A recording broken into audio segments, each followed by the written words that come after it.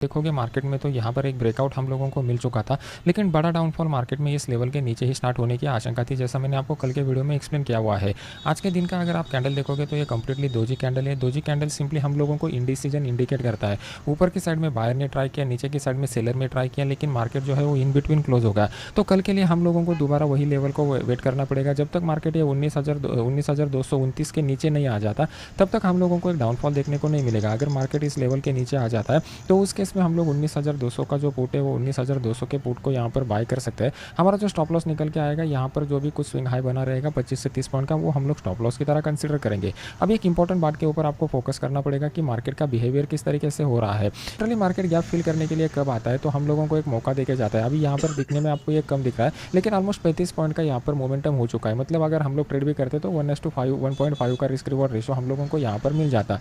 Breakout दे चुका है, तो हाई प्रोबेबिलिटी है कि मार्केट जब तक इस रेंज में रहेगा, इस रेंज में हम लोगों को ट्रेड करने का कोई बड़ा मौका नहीं मिलेगा। हम लोगों को थोड़ा कल के दिन निफ्टी में वेट एंड वॉच की मोड पे रहना पड़ेगा, और जब मार्केट इस लेवल के नीचे आएगा तो उस लेवल के नीचे 19,200 का जो पुट है वो 19,200 के पुट को यहाँ पर बाय करेंगे। अगर मार्केट में ये अपॉर्चुनिटी छोड़ के दूसरा कोई बाइंग साइड का अपॉर्चुनिटी डेवलप हो जाता है तो उसको थोड़ा टाइम लग सकता है, क्योंकि उस तरीके का ओपन इंटरेस्ट का डेटा बिल्डअप होना चाहिए, टाइम एनालिसिस वैसा इंडिकेट करना चाहिए, और प्राइस एक्शन में क्लियर कट कंफर्मेशन दिखना चाहिए। अगर आप यहाँ पर देखोगे तो यहाँ पर कुछ भी प्राइस एक्शन के हिसाब से बाइंग का अपसाइड का मोमेंटम हमें नहीं बता रहा है। अभी देख लेते हैं कि बैंक निफ्टी का सिनेरियो कैसे डेवलप होते जा रहा है। बैंक निफ्टी में अगर आप देखोगे तो जैसा हम लोगों ने डिस्कस किया हुआ था, इस लेवल को रिस्पेक्ट करने के बाद मार्केट में अपसाइड का मोमेंटम बताया, जैसा मैंने निफ्टी में आपको बताया हुआ था, उसी तरीके का यहाँ पर मार्केट ने एक रेजिस्टेंस लेवल को मल्टीपल बार टेस्ट किया। जिन्होंने ये ब्रेकआउट ट्रेडिंग स्ट्रैटेजी के ऊपर काम किया रहेगा, ऑलमोस्ट 250 पॉइंट का अपसाइड का मोमेंटम आपको यहाँ पे देखने को मिल चुका है।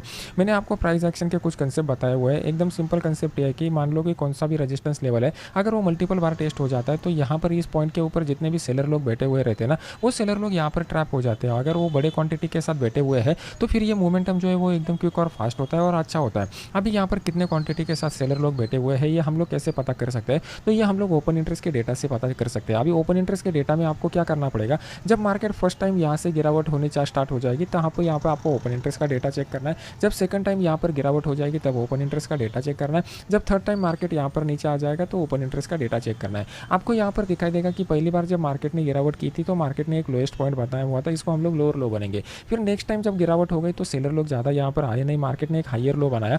थर्ड टाइम भी मार्केट ने एक हायर लो बनाया। तो ये हम लोगों को प्राइस एक्शन में क्लियर कट इंडिकेशन मिल रहा था कि मार्केट जो है वो हायर लोज बनाते जा रहा है, मतलब एक बुलिशनेस मार्केट में डेवलप होते जा रहा है। बस इसी बुलिशनेस, ये प्राइस एक्शन का जो कंसेप्ट है, इस प्राइस एक्शन का कंसेप्ट को हम लोगों को सिर्फ इस ओपन इंटरेस्ट डेटा में कंफर्मेशन लेना है। और ओपन इंटरेस्ट डेटा में अगर कंफर्मेशन आ जाता है तो यहाँ पर बाय के साइड का ट्रेड अगर आप करते हो तो उसमें आपका सक्सेस रेट भी बढ़ जाएगा और रिस्क रिवॉर्ड रेशो भी बढ़ जाएगा। अभी आपको दिक्कत कहाँ पे आती है, आप लोग क्या करते हो, ऐसे वाले अपॉर्चुनिटी को आप आइडेंटिफाई करते हो, लेकिन आपके सामने प्रॉब्लम आता है कि टारगेट को कैसे आइडेंटिफाई करना है, प्रॉफिट बुक कहाँ पर करना है, ट्रेलिंग स्टॉप लॉस कहाँ पे लगाना है, और उसके बाद मेन स्टॉप लॉस कहाँ पे लगाना है। ये कितने लोगों को ये प्रॉब्लम आता है, सच में यहाँ पर कॉमेंट सेक्शन में बता दीजिए। तो कल के लाइव सेशन में मैं एक आपके लिए ये कंसेप्ट भी एक्सप्लेन करके बताऊंगा कि जनरली टारगेट कैसे सेट किए जाते हैं। मार्केट में हर दिन एक बड़ा मोमेंटम नहीं होता, कुछ दिन मार्केट जो रहता है वो रेंज बाउंड रहने की प्रोबेबिलिटी है। आप एक अंदाजा लगा सकते हो कि आज के दिन मार्केट रेंज बाउंड रहेगा या बड़ा टारगेट दे देगा। अगर बड़ा टारगेट के लिए मार्केट जाता है तो हम लोग यहाँ पर ट्रेलिंग स्टॉप लॉस का यूज़ करेंगे। अगर बड़े टारगेट के लिए मार्केट नहीं जाता तो पार्शियल प्रॉफिट बुकिंग करके हम लोग ट्रेलिंग स्टॉप लॉस यहाँ पर लगा सकते हैं। तो ये सभी कंसेप्ट अगर आप सीखोगे तो आपको ज़्यादा आसानी हो जाएगी। अभी कल के दिन का अंडरस्टैंडिंग करने के लिए सबसे पहले हम लोगों को डेली चार्ट के ऊपर जाना पड़ेगा। अभी आपके सामने मैंने डेली का चार्ट लगाया हुआ है। अगर आप यहाँ पर डेली के चार्ट को ठीक से देखोगे तो आपको क्लियर कट पता चल रहा है कि यहाँ से मार्केट जो है वो करेक्शन की फेज में बना हुआ है। ऊपर की साइड में ये जो 45,000 का लेवल है ये हमारे लिए इंपॉर्टेंट रेजिस्टेंस लेवल है। मार्केट अगर इस लेवल से ऊपर निकलता है तो मार्केट अप्रोक्सीमेटली ये पॉइंट को, मतलब 45,800 के लेवल को टच करने के लिए आ सकता है। तो एक बड़ा वन साइडेड मोमेंटम यहाँ पे देखने को मिल सकता है। लेकिन इन बिटवीन फेज में हम लोगों को यहाँ पर भी रेंज बाउंड मोमेंटम इंडिकेट कर रहा है, जैसे हम लोगों को निफ्टी में इंडिकेट कर रहा था। तो अभी हम लोगों को क्या करना है, यहाँ पे कॉशियसली ट्रेड करना है। फर्स्ट पॉइंट हम लोगों को यहाँ पे क्वांटिटी कम करके ट्रेड करना पड़ेगा। सेकंड पॉइंट हम लोगों को यहाँ पर मिनिमम प्रॉफिट बुक करना पड़ेगा। तो ये दो पॉइंट अगर आपका आपकी ट्रेडिंग स्ट्रैटेजी में यूज़ करते हो, जब भी मार्केट रेंज बाउंड रहेगा तो वहाँ पे क्या हो जाएगा, आपका एक तो लॉस कम हो जाएगा और प्रॉफिट जो है वो प्रॉफिट भी मिनिमम हो जाएगा। लेकिन being as a professional trader हम लोगों को बिग अपॉर्चुनिटी के लिए वेट करना आना चाहिए। तो ये जो पेशेंस का स्किल है ये ऑटोमेटिकली आप इस तरीके का प्राइस एक्शन का स्ट्रैटेजी इंप्लीमेंट करके आपके खुद में डेवलप कर सकते हो। अभी कल के दिन इंपॉर्टेंट क्या रहेगा मार्केट में हमारे लिए, ये इंपॉर्टेंट नीचे का लेवल है। मार्केट जब तक इसके नीचे नहीं आता एक बड़ा डाउनफॉल देखने को नहीं मिल सकता। अगर आप इंट्राडे का चार्ट देखते हो 15 मिनट का, तो वहाँ पे सेलिंग अपॉर्चुनिटी हम लोग कैसे ढूंढेंगे। सबसे इंपॉर्टेंट बात आपको यहाँ पर क्लियर कर दिखाई दे रही है कि यहाँ से मार्केट ने एक ट्रेंडी मोमेंटम दिखाया हुआ है, तो ये ट्रेंड लाइन अभी हमारे लिए क्रूशियल हो गया। मार्केट अगर इस ट्रेंड लाइन के नीचे आता है तो मार्केट में एक छोटी सी गिरावट देखने को मिल सकती है। मार्केट अभी इंपॉर्टेंट क्रूशियल लेवल के करीब क्लोज हो चुका है 44,500 के।